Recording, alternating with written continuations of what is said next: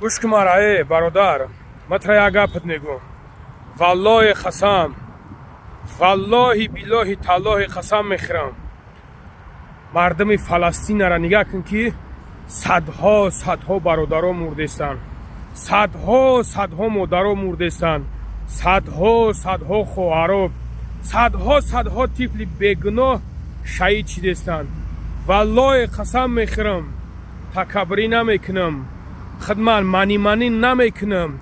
یکی انتظار باش که ما بالای تا الله شاهده فردا روز قیامت پیش پروردگارم شکایت میکنم که ما والله قسم میخورم در مترو بودم تو اوی چی مرا رزوندی.